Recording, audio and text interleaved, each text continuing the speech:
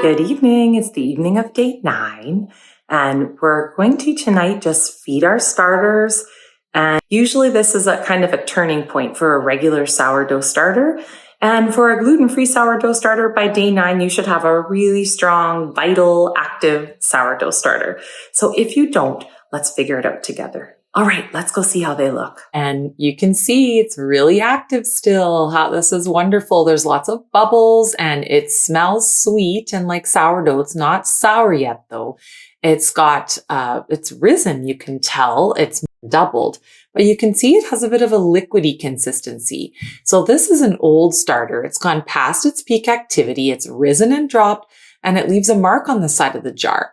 So these starters, once a starter has passed its peak activity, it has a higher acidity because of the increasing bacteria. So now the yeast are starting to die because they do not like acidic environments. So it's losing its ability to raise the leaven. So we don't want to make a leaven out of an old starter unless we're looking to produce a really sour leaven, which would make a much more sour loaf of sourdough bread. Now we did notice that the starter was a little bit more liquid in consistency and a little bit runnier than it was before.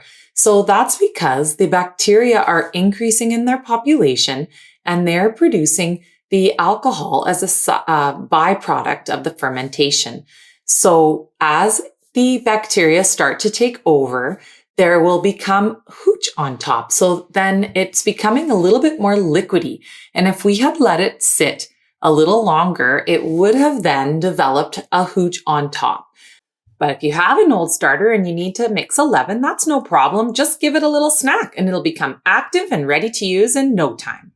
Let's get to it and feed our starter. Give it a good mix as always before, and then we're going to discard all but 30 grams because remember we said that was a really good amount to maintain, and especially once it goes into the refrigerator.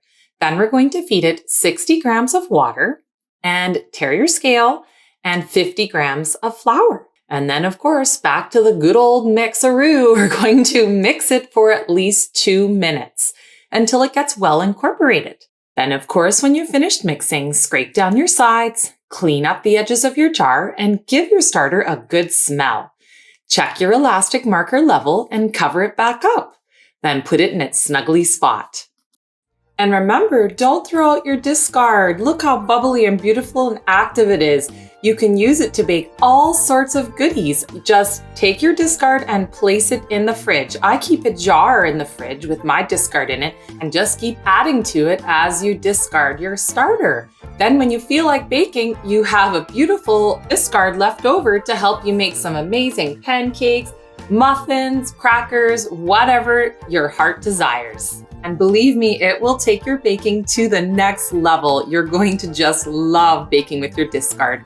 Just remember to use it within a week or to give it a snack of equal parts of flour and water, and it'll be bubbly and active again. And when you make something, please share a picture with me in the comments. I would just love to see your successes. I hope you have a wonderful, peaceful sleep, and I look forward to seeing you in the morning when we'll feed our starters again. Good night.